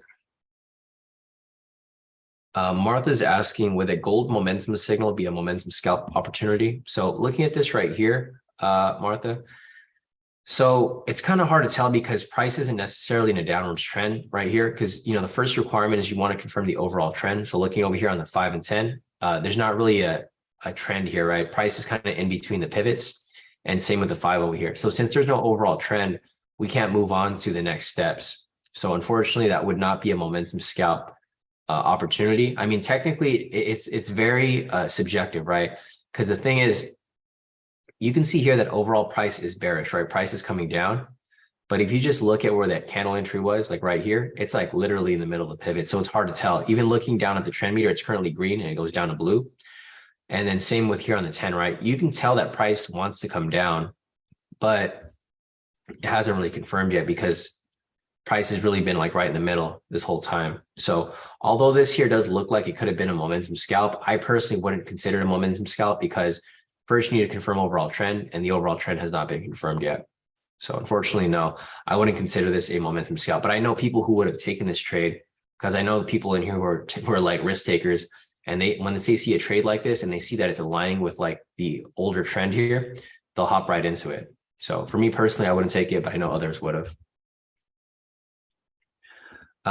Jenny said, refresh my memory, who will be mentoring? Yeah, so the 5 people who will be mentoring, guys, and who are basically going to be partners with me in this venture is going to be CT. So, if you want to reach out to them, maybe they'll choose you to be their mentee, because, well, everyone's pretty much, it's an umbrella below me, right? So I'm going to be on top and I'm going to be mentoring everybody. But the partners in this is going to be me, CT, Sisuk, Maddie, and Kit. 5 people. So if you know any of these people in the group, I mean, you guys will see that they post their profits all the time. There's like a main group of people who are always posting profits. I kind of already have my mentees selected already, so I'm already out of the picture, guys. Unfortunately, this round is I'm not gonna be looking for any other people. I have 2 people already that are under me that I'll be mentoring.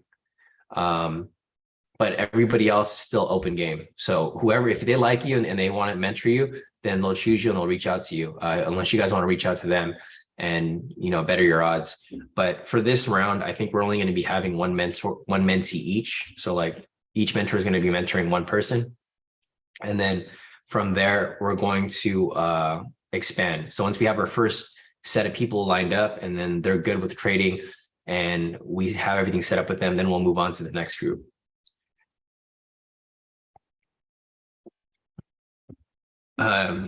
Jenny said, how do I get on C6 list? I want to trade DAX.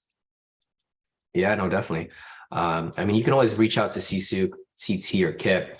I wouldn't recommend bugging them too much, because you don't want to get on their nerves, because they're gonna be training you. So you might want to reach out to them, introduce yourself, and they'll and then they'll see if they feel like you're a good fit, then they'll work with you. But yeah, they're choosing people, so there's not really a criteria that you guys can really put forth. You just got to show that you have a passion for trading and that you really want to do this as a career, because there's big money involved in trading. Like for me, for example, if I'm making like 40K a month and I want somebody else to make like 40K a month, I'm going to make sure that you make 40K a month, because I'm going to take some of those profits from you, because I'm basically putting my work into building you as a trader. So, and it's a long-term goal. Like what I'm going to do is I'm going to basically have I want a percentage from like one of your FCMO accounts or one of your funded accounts or something like that. But then I'm going to teach you how to create 5 accounts, right? So I'll teach you how to do multiple accounts, copy accounts, and then everybody pretty much wins from it. So just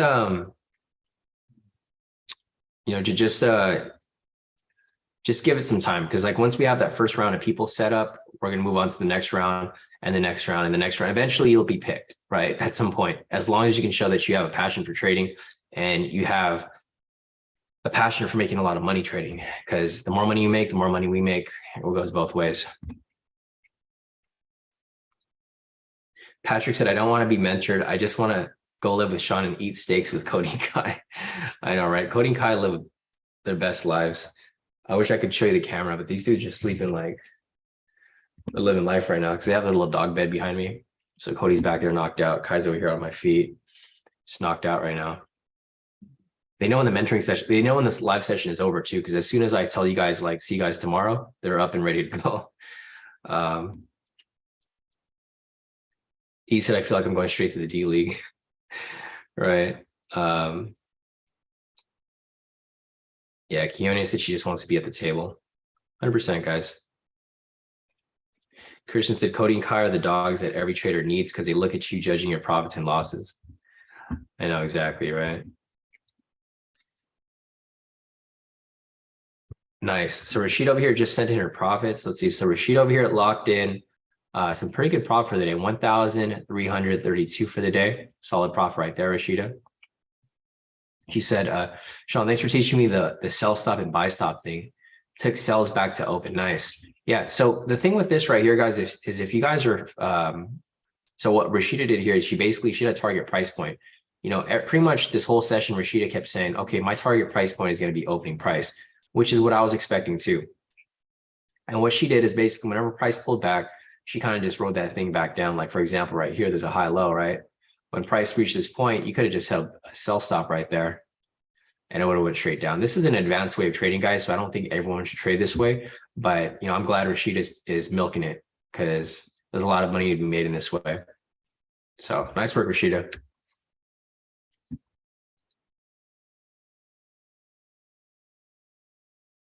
Then Harvey posted the picture from that movie with Wolf of Wall Street.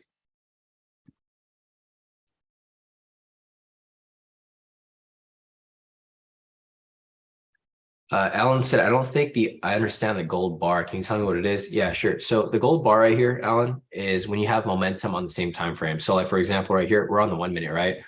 I have my settings over here set to the 5 and 10 minute. So this gold bar over here is technically a sell signal, right? Because we have a green buy signal over here. So after a green buy signal, the next one's going to be a sell signal. And then vice versa after this, it's going to be a green buy signal. So this here becomes gold when the momentum aligns with the different time frames. So I have it set to the 5 minute and 10 minute. What it means here is that when the sell signal came up, there was also a sell signal for the 5 minute and 10 minute. So you can see over here at the time, I mean, right now it's not necessarily lined up, but at 7:49, whenever there was over here, there was technically a sell signal that was pending. You can see here that it's now currently pending again, but there was one pending at a previous time. So with this here, you'll see that it's currently gold, but you'll see that there was no red signal here, right? The reason why it was gold was because at the time of this candle close, there was actually a pending sell signal here on the 5 and also a pending sell signal here on the 10.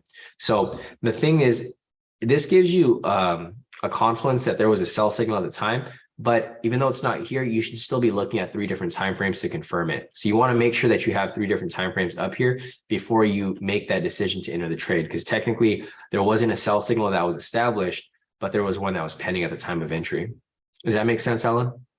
I know it's kind of confusing because there's no sell signal here, but at this specific time period, there was a pending one that was on this candle right here. And then same with this one over here. All right, guys, it's way after, it's past 8. So unfortunately, there's no official entries for us today. I was hoping that, you know, I'd hang on for a little bit longer and then there might be an entry that would come up, but there's more news coming up later today at 8:30, I believe. There's another Fed member speaking. Yeah, Fed member Waller speaking, I believe, or there's something else here. I thought I saw news coming up, but it's just not worth the risk to continue trading, especially after 8 o'clock when the price isn't really going anywhere. My guess, if you guys are wondering what I'm thinking, I think price will come down further. I think price will just drop down and continue dropping down as price continues to move along. However, when Fed member Waller speaks, he might affect price a bit once it gets down to that point. So for me personally, I'm just not going to trade, guys. There's no trades for me to take today. So unfortunately, there's nothing we would take here that was official. Let me go back to Alan's question. Alan said, yes, that is what I thought, but gold can be, yes, that's correct, Alan. Gold can be a buy or a sell. So for example, over here, see how this is a red signal? This signal over here was actually a green one. So turn that off. You can see it's green right here, right? Because when you turn that on, that means that there was a buy signal for both the 5 and 10. So yes, the gold signal can be both. It can be both a buy or it can be both a sell. Works both ways. So, all right, guys, if you guys have any other questions, feel free to reach out. You guys can email me, Sean@KodiKaiTrades.com. Otherwise, you guys can message me on Telegram @KodiKaiTrades. That's probably going to be the best way to get in contact with me. Some more profits here from Fern. So Fern's currently at 1, 2, 3, 4, about $400 for the day. Nice work, Fern. And then we have Brock over here. Brock's currently up 1,008 for the day. Nice work, Brock. And I think that's about it. If there's any other questions that you guys have, feel free to reach out. Jenny over here, currently up 648. Nice work, Jenny.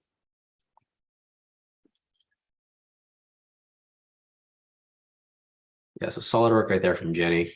And I think that's it for right now. So, all right, guys, if you guys have any questions, feel free to reach out. I'm gonna go take a break. This cold is like killing me right now. But I'll catch you guys back here tomorrow at the live session. Same place, same time, 6:30 a.m. as we